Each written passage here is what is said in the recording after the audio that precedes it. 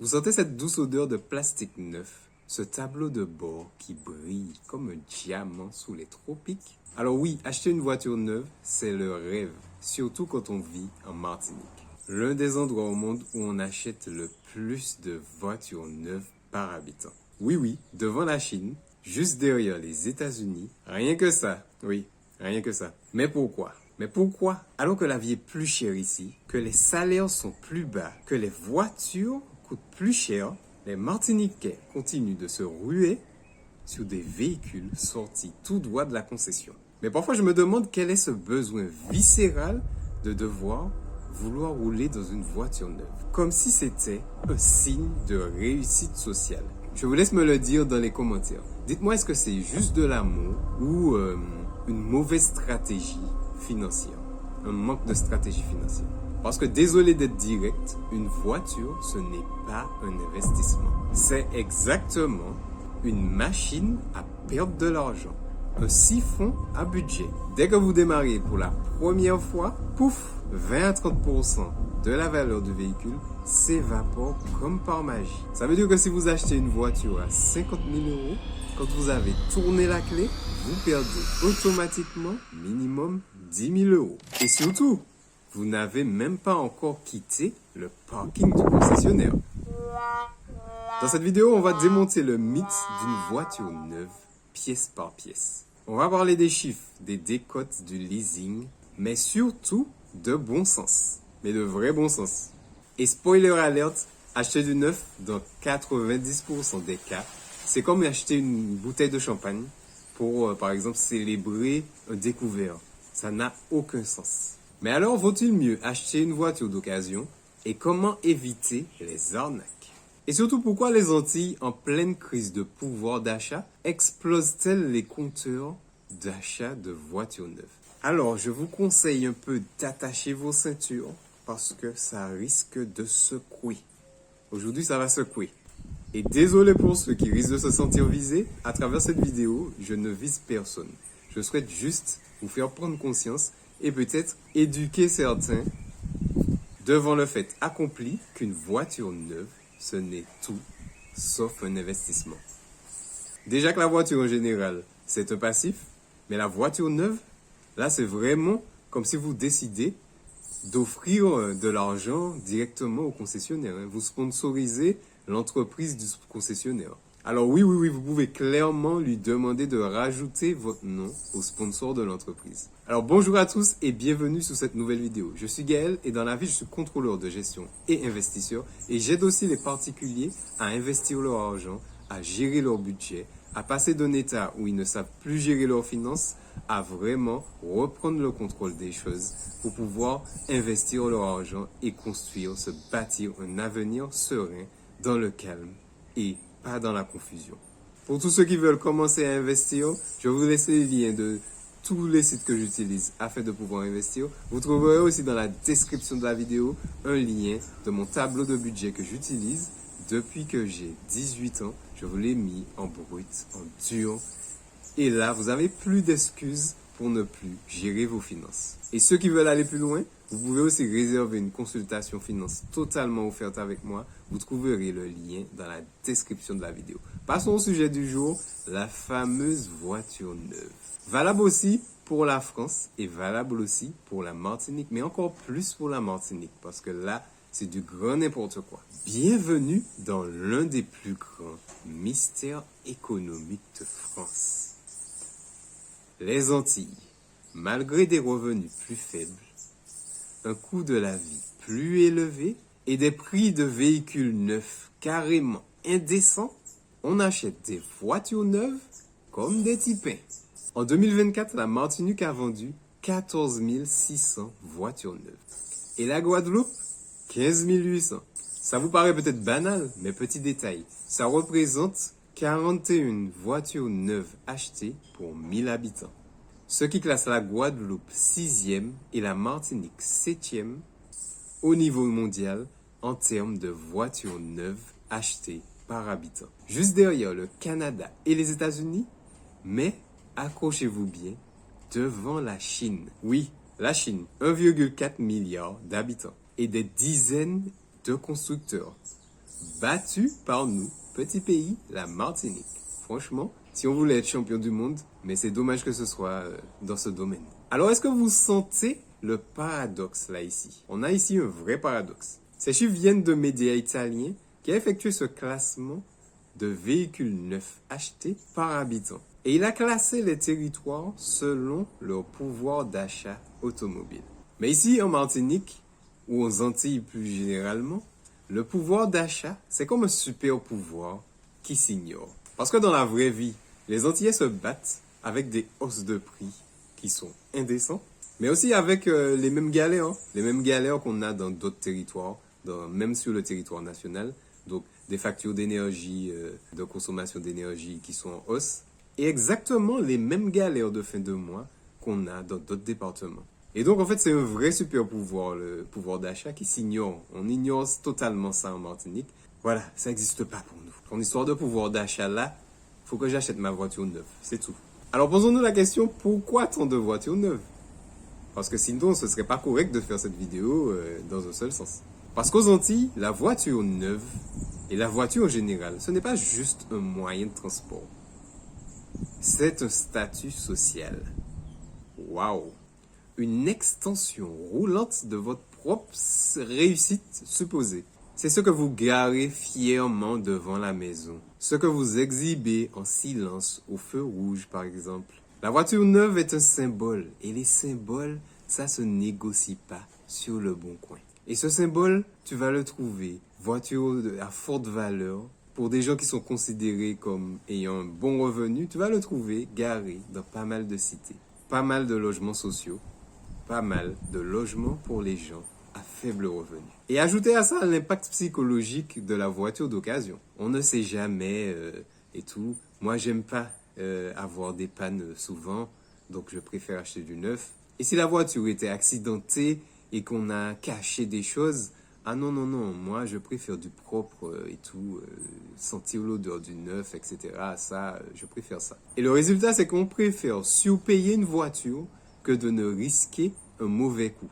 Comme si c'était automatique. Acheter une voiture d'occasion était égal à avoir un vice caché. Alors oui, là, non seulement on paye plus cher la voiture, mais aussi on va aller jusqu'à faire des crédits sur 6 ans, sur 7 ans parfois, pour obtenir l'objet de la convoitise. Hein. Donc quand c'est pour investir sur un projet sérieux, monter une entreprise ou investir pour que ça nous rapporte de l'argent, il n'y a plus personne.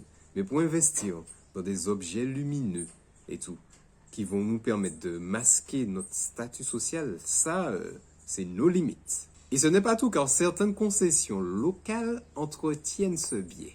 Avec des promotions agressives, avec des fausses promotions agressives, avec vraiment des offres flash, etc. Et puis des facilités de crédit. Il y a certaines voitures, quand on regarde le niveau de revenu des gens, on se demande, mais en fait, faut pas lui faire ça. Vous lui faites pas du bien, vous faites pas du bien à la vie de la personne en lui accordant ce crédit-là. Car au final, vous l'enchaînez à un futur qui est déjà perdu d'avance. Parce qu'en démarrant de la concession, on a déjà moins 10 000, on a déjà moins 5 000, on a déjà parfois moins 20 000. Et le plus triste dans tout ça, c'est que la voiture est une nécessité vitale sur le territoire. Car oui, les transports en commun, il y a déjà eu pas mal d'avancées entre-temps, mais ce n'est toujours pas efficace. Du coup, on est quand même obligé, on a une forte dépendance à la voiture. Mais maintenant, parlons franchement. Acheter une voiture neuve, c'est un peu comme acheter une baguette qui est encore chaude à 50 €.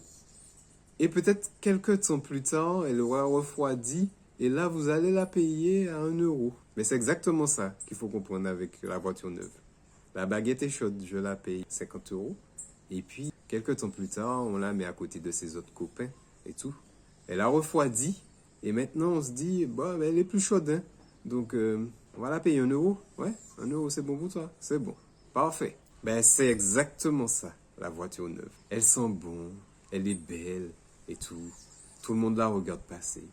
Et peut-être un mois plus tard ou deux, tout le monde fait plus attention. Elle est rentrée dans le moule des voitures d'occasion. Sauf qu'elle vous aura coûté tout votre livret A et puis un crédit enchaîné sur 5 ans, sur 6 ans et sur 7 ans. Mais je suis très bien placé pour vous parler de cette histoire de voiture neuve là.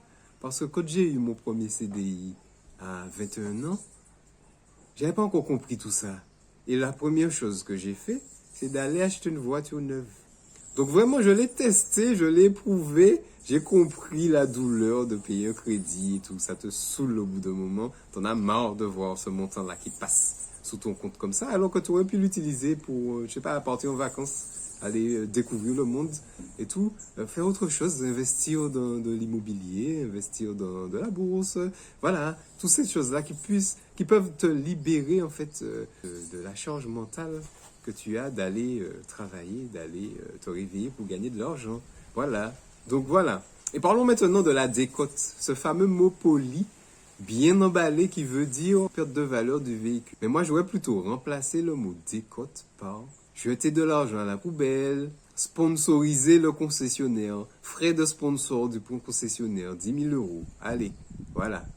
Car oui, dès que vous sortez de chez le concessionnaire, votre voiture perd entre 20 à 30% de sa valeur, direct. Oui, bien sûr, vous avez fait juste quelques mètres et tout, et vous avez déjà perdu pas mal d'argent. Et encore, quand vous continuez, plus le temps passe, et surtout dans les 3 premières années du véhicule, on perd à coup de 10%, truc comme ça. Donc vraiment, c'est une vraie folie que vous faites d'acheter une voiture neuve, car cet argent-là aurait pu être investi dans autre chose que de sponsoriser le concessionnaire. Mais cette réalité, on préfère souvent l'ignorer.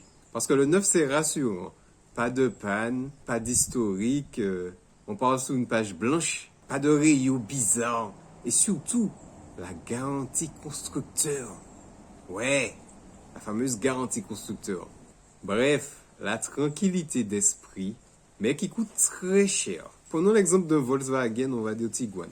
À peine 100 km au compteur, il a déjà perdu 18% de sa valeur. Pourquoi? Parce qu'il va bientôt être stylé. Du coup, non seulement vous avez un ancien modèle, comme le nouveau modèle sort, vous avez aussi cet effet-là qui fait que la perte de valeur va s'accentuer aussi.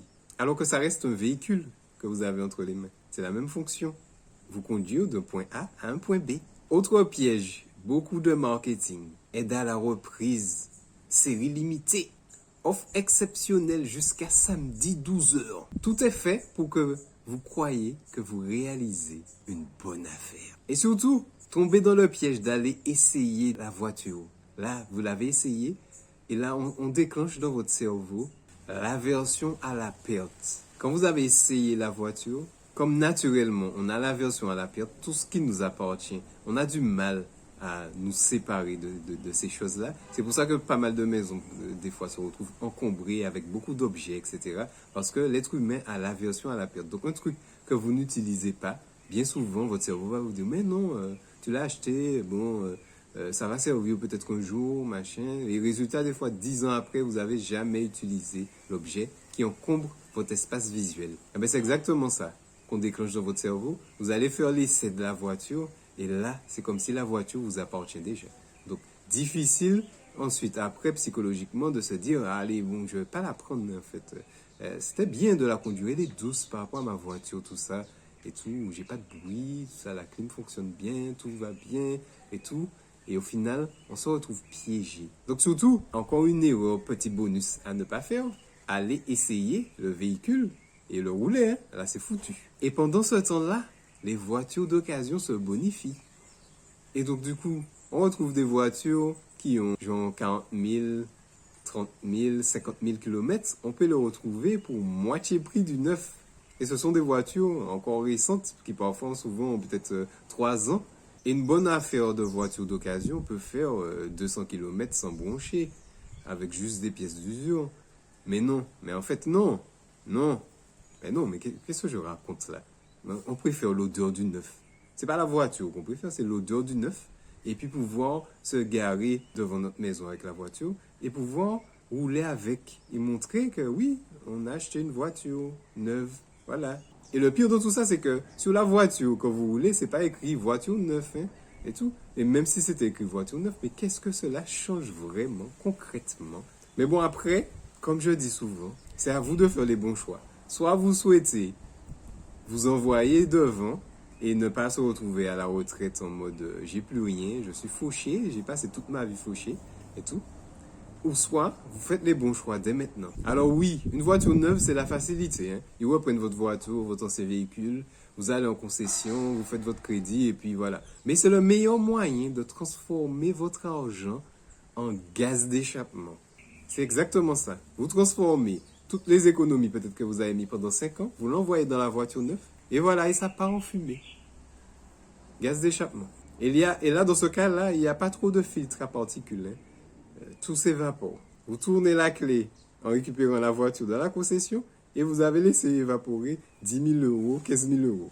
Instantanément. Mais maintenant que vous êtes bien assis, parlons réellement du paradoxe économique martiniquais. Et si tu es nouveau sur cette chaîne, abonne-toi et active la cloche des notifications car tous les dimanches ou chaque lundi, le dimanche ou le lundi, je publie une vidéo dans laquelle je partage des astuces vraiment pour t'aider à prendre conscience qu'il faut que tu gères ton budget, qu'il faut que tu pilotes ton argent et aussi qu'il faut que tu l'investisses pour que il te rapporte de l'argent. Un peu comme le livre L'homme le plus riche de Babylone. Chaque euro qui part doit être un guerrier, un soldat qui te rapporte des nouveaux petits. Et maintenant que vous êtes bien assis, que vous êtes bien resté jusqu'à la fin de cette vidéo, on va parler réellement du paradoxe martiniquais.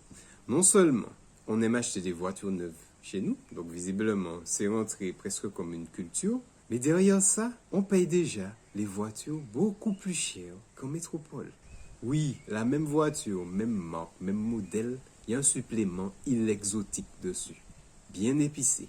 Et donc du coup on se retrouve vraiment avec un Argus, qui est l'Argus national, au prix national, et du coup, une décote. Vous savez, la fameuse décote. Pas la décote, hein, la perte d'argent. Le sponsor, le fameux sponsor que vous faites au concessionnaire est plus important en Martinique puisque on est sur un Argus national et on a vraiment des voitures beaucoup plus chères qu'au national. Et c'est ce qu'on appelle la double peine. Non seulement on paye plus cher, mais en plus, on perd plus vite. Mais pourquoi c'est plus cher? Parce que l'importation déjà coûte un certain prix. Parce que les taxes aussi coûtent cher, parce qu'un certain nombre de groupes se partagent le marché, un certain nombre de petits groupes. Et résultat, ici, on a un vrai paradoxe. On est dans une promo inversée. Donc au lieu d'avoir des prix plus bas, des prix qui se tirent vers le bas, on est dans une promo inversée. Donc c'est promo en mode, je te le vends plus cher. Mais tu vas l'acheter quand même, hein, parce que en fait, tu aimes les voitures neuves. Donc tu vas l'acheter. Donc arrête. Arrête. Je vais augmenter le prix. Et tu vas venir l'acheter. Mais ce qui est le plus dommage dans ça, c'est que donc, du coup, le système pousse à la consommation du neuf à travers pas mal de publicités, etc. On est bombardé à longueur de journée. Et derrière ça, il y a juste la pression sociale qui fait le reste. Pouvoir faire des photos sur Instagram, etc. avec sa voiture, l'exhiber, tout ça à longueur de journée. Et voilà, et j'en passe, hein, mais franchement, c'est tout ça. Et puis, la cerise sous le gâteau, ajoutez à cela un transport public défaillant, alors là, les gens ont trouvé l'excuse rationnelle toute faite.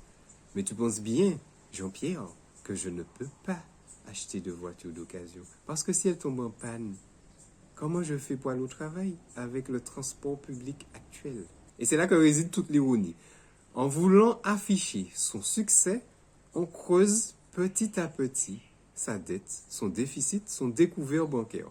Juste pour être un panneau publicitaire, bien sûr, de la concession. Surtout, en voulant rouler propre, en voulant rouler neuf, on finit par rouler à crédit, et ça, jusqu'à l'étouffement.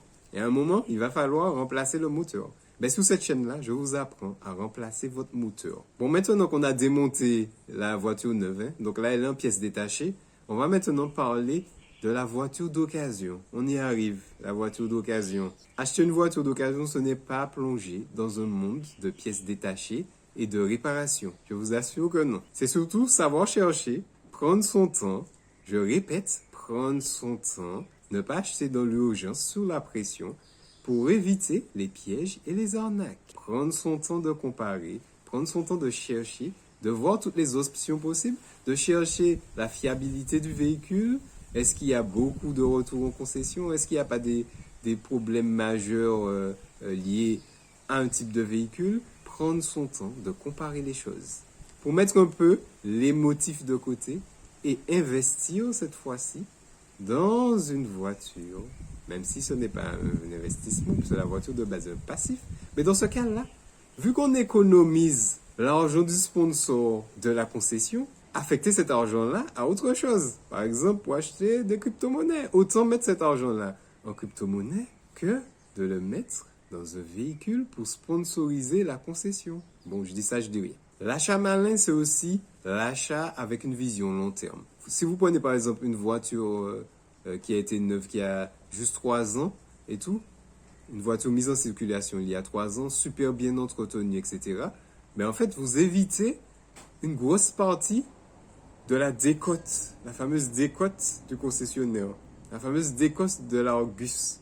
Et donc vous sautez cette étape-là, et derrière, vous achetez vraiment un véhicule qui aura déjà une certaine stabilité, un minimum de stabilité en termes de perte d'Argus, mais on aura évité les grosses décotes des premières années, parce qu'en fait, ce qu'il faut bien comprendre pour schématiser, c'est que la voiture perd beaucoup, la majorité de son argent et tout, de sa valeur.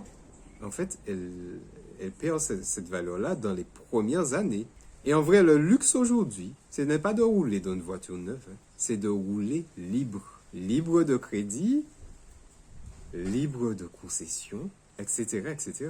Alors si on résume, acheter une voiture neuve, c'est comme acheter une montre en chocolat. Ça a l'air classe, mais au fond, ça fond vite. Ça fond très vite. Et aux Antilles, on bat les records mondiaux de vente de véhicules neufs par habitant. Et donc, si on prend l'exemple de la montre au chocolat, aux Antilles, non seulement elle va coûter plus cher, parce que bon, bien sûr, on aura rajouté le supplément épices, ketchup, moutarde, et on aura aussi, du coup, la chaleur qui va faire fondre la montre encore plus vite. Et du coup, on va se retrouver avec un tas et tout. Et beaucoup de regrets. Alors que vous soyez à Fort-de-France, à Sainte-Marie, à Trinité, au Marin, à Sainte-Luce, ou encore à Basse-Terre, et que vous êtes en train de saliver sur un SUV allemand, dites-vous déjà que pas mal de voitures déjà européennes sont pas faites pour nos climats, donc elles vont s'abîmer plus vite. Et non seulement ça, ce n'est pas un investissement, c'est effectuer du sponsoring pour les concessions. Donc permettre en fait que l'entreprise puisse payer des voitures de fonction à leurs salariés, partir en vacances avec leur famille, c'est du sponsoring.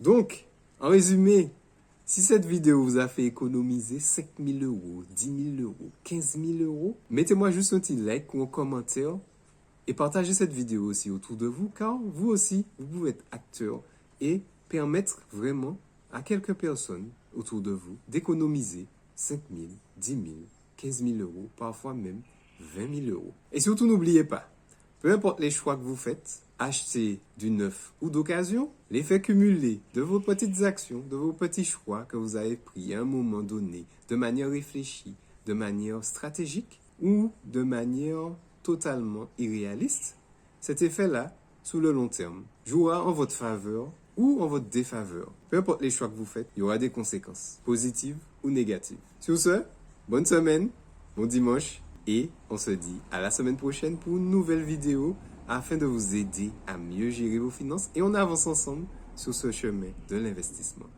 À bientôt les amis.